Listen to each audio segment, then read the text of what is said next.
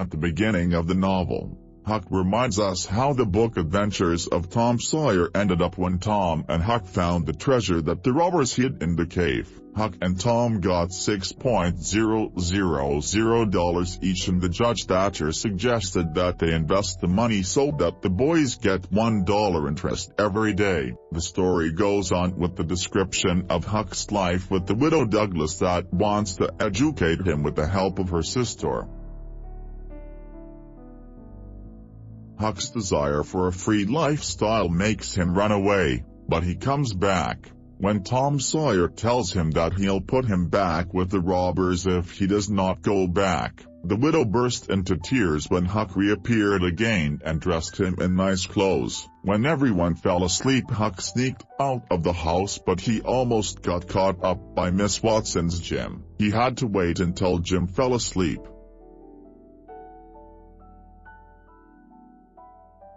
Tom and Huck met with some boys, went down by the river and sailed to the cave in a boat. They formed a troop named Tom Sawyer. After they've sworn with blood and declared Tom their leader, they went home. A few months passed by and winter came. Huck was getting used to school again, but he could not get used to his bed. Sometimes he would go into the woods and sleep under the sky just so that he could get some rest.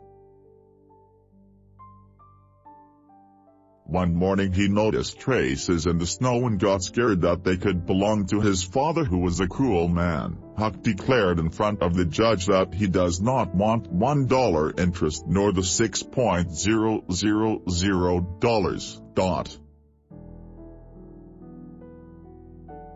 The judge was confused and wrote down that he repurchased his $6,000 for $1. Huck visited Jim hoping that he could tell him if his father is near, but Jim, as a real prophet, couldn't say anything specific.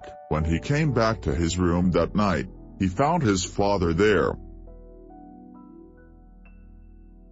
His father was furious at him for knowing how to write and read, and also forbid him to go back to school. He came to town when he heard that Huck got a lot of money, and asked Judge Thatcher to give him the money. The judge refused, and he, together with the widow, demanded the judge separate Huck and his father. The problem is that there was a new judge in town, and he ordered families to be together. The father pressed charges against Thatcher, and beat up Huck because he did not want to leave his school. One day his father took him to the other side of the river Mississippi, where they were fishing and doing nothing for about 2 months. One night his father got so drunk that he chased Huck around the cottage with a knife. Huck realized that it was about time to run away from his father. He made a raft and placed a bunch of stuff on it. He took a rifle and shot a pig, dragged her to the cottage, and then to the river. He was setting up the traces so that everybody would believe that he has been murdered by some robbers and thrown into the river.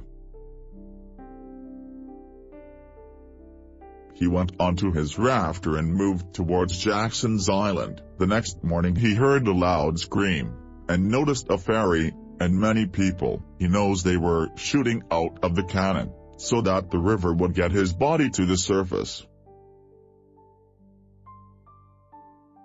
He recognized Tom Sawyer, Judge Thatcher, his father, and many others. The further he got from them, the less could he hear the cannon shot. He got settled on an island, and ran into Jim, who ran away from Miss Watson, who wanted to sell him for $800.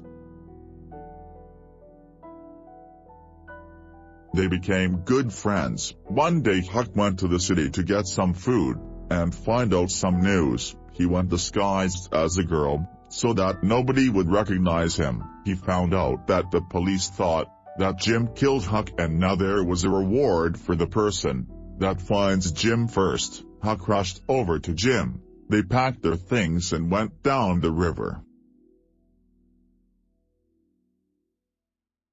Jim made a tent on the raft, and that's how they managed to pass St. Louis. Huck was the one getting the groceries. and he insisted on the two of them taking a walk through town. He saw it as an adventure. On their way back they heard voices, and saw 3 robbers on a boat. One of them was tied up, and the other 2 were talking about killing him, because he blackmailed them. The robbers decided to leave the tied one on the wreckage, so that he would sink eventually, but Huck remembered to untie the boat, and prevent a murder. In the meantime, Huck sent Jim's raft untied and they lost it. Their only chance was to get a hold of the boat that belonged to the robbers. Luck was on their side after the robbers went back to the boat, and realized they did not rob the other robber who was left to die, so they went back to the deck.